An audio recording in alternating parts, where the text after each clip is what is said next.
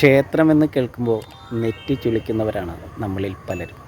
പക്ഷേ എന്താണ് ദൈവം എന്ന് അറിയുമ്പോഴാണ് എന്താണ് ക്ഷേത്രമെന്ന് മനസ്സിലാകുക. അതറിയുമ്പോഴാണ് നമുക്ക് ക്ഷേത്രത്തിൽ പോകാൻ തോന്നുകയുള്ളൂ. ക്ഷേത്രങ്ങൾ നാടിന് ആവശ്യമാണ് എന്ന് നമുക്ക് തോന്നുകയുള്ളൂ. ക്ഷേത്രമെന്ന് പറയുന്നത് മതപരമായിട്ടുള്ള ഒന്നല്ല, മനുഷ്യന് വേണ്ടിയിട്ടുമല്ല, സർവ്വ ജീവജാലങ്ങൾക്കും വേണ്ടിയിട്ടാണ്, 33 കോടി ചരാചരങ്ങൾക്കും വേണ്ടിയിട്ടാണ്. അപ്പോൾ നമുക്ക് ക്രോധകുളത്തിൻ്റെ ആ ക്ഷേത്ര വിശേഷങ്ങളിലേക്ക് ഒരിക്കൽ കൂടി പോയിട്ട് നമുക്ക് തിരിച്ചു വരാം. പേരെങ്ങനെ? അനീഷ്. സൂപ്പർ ഫിനിഷിംഗ് ആണ്. ഈ ക്ഷേത്ര നിർമ്മാണത്തിൽ പങ്കാളികളാകുക എന്ന് പറഞ്ഞാൽ തന്നെ ഒരു നിയോഗമാണ്, ഒരു ഭാഗ്യമാണ്, ജന്മ സുഹൃതമാണ്. എങ്ങനെയുണ്ട് ക്ഷേത്രത്തിൻ്റെ? ക്ഷേത്രം പണിയാണ്ട് അന്തിമഘട്ടത്തിലേക്ക് എത്തിയിരിക്കുകയാണ്.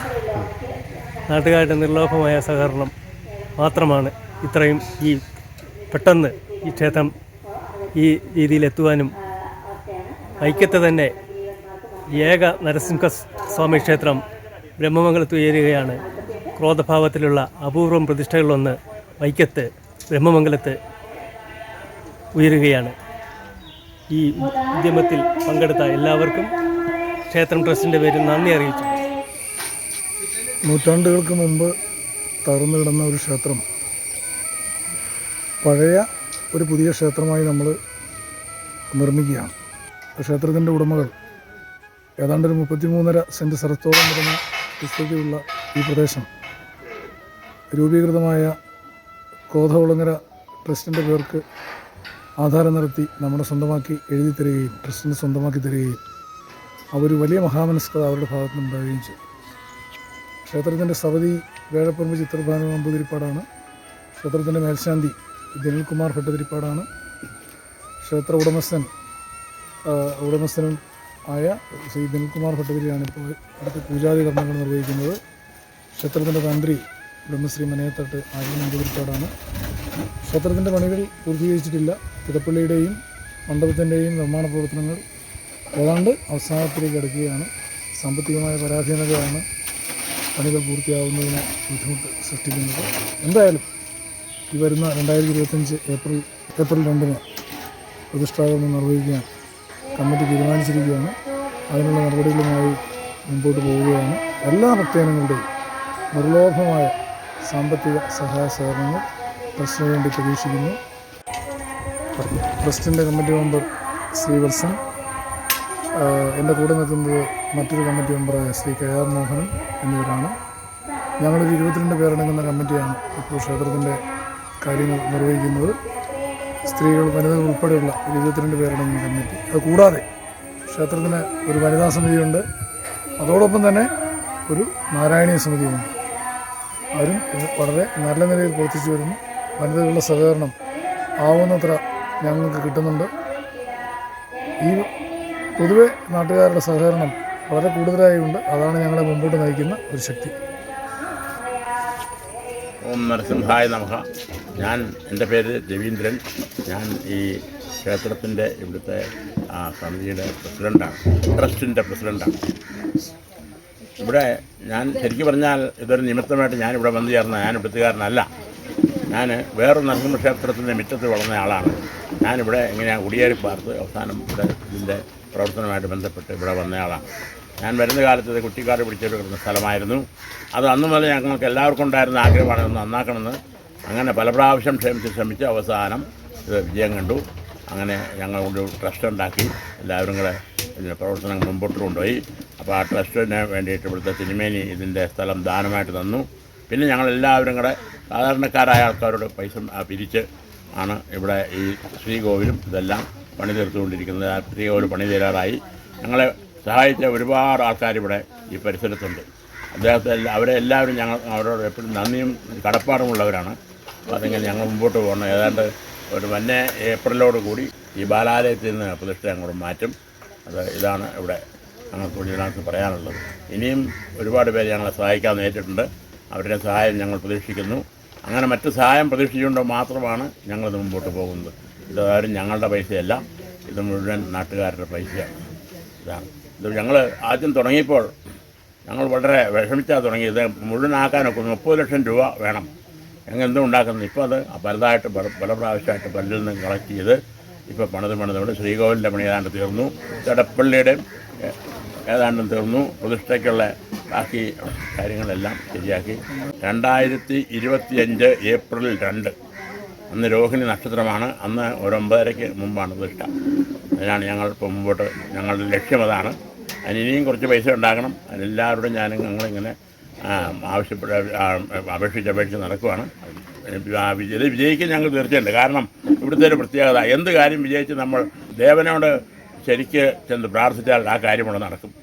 നമ്മൾ അറിഞ്ഞ് പ്രാർത്ഥിച്ചാൽ ആനന്ദമൂർത്തിയാണെന്നാണ് പറയുന്നത്. അറിഞ്ഞ് പ്രാർത്ഥിച്ചാൽ നമ്മളുടെ കാര്യങ്ങൾ ഇവിടെ പലതും നടന്നു കിട്ടും.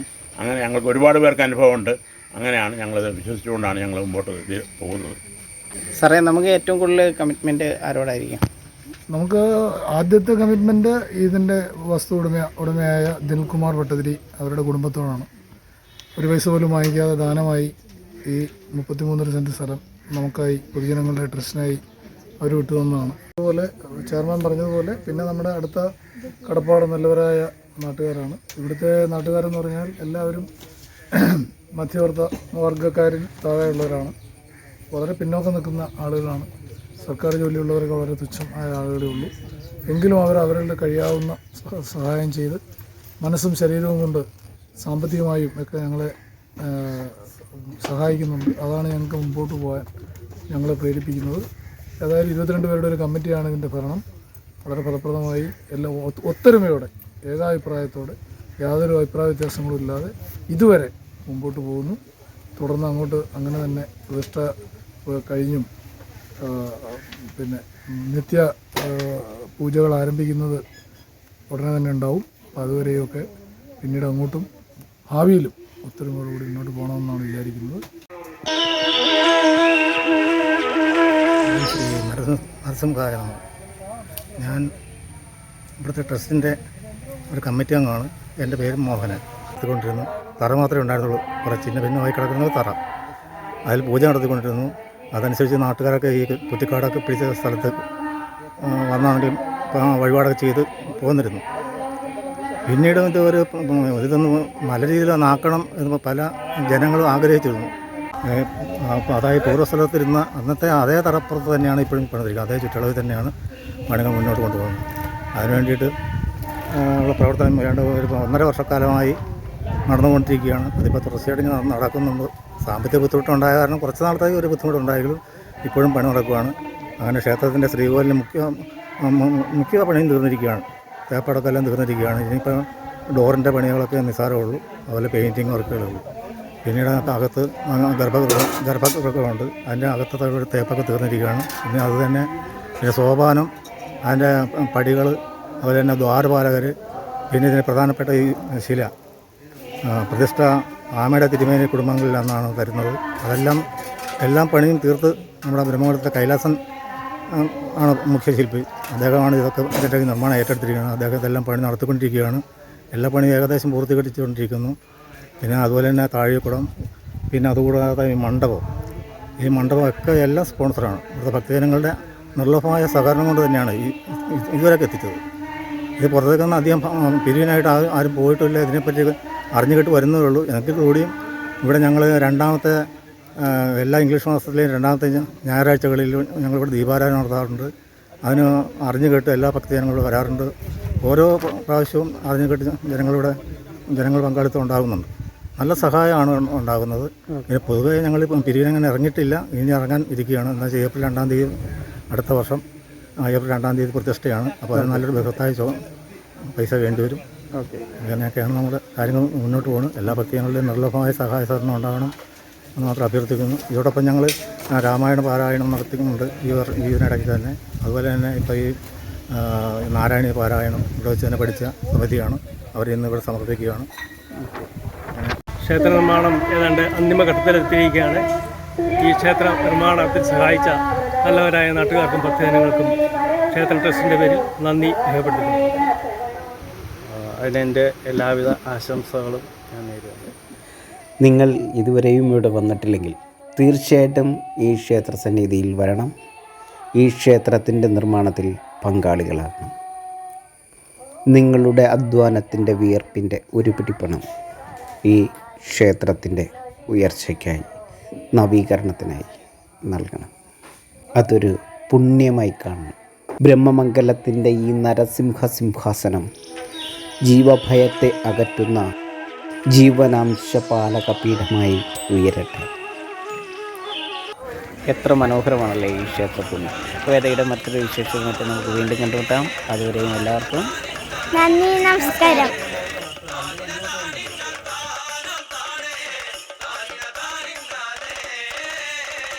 This program sponsored by Movikara.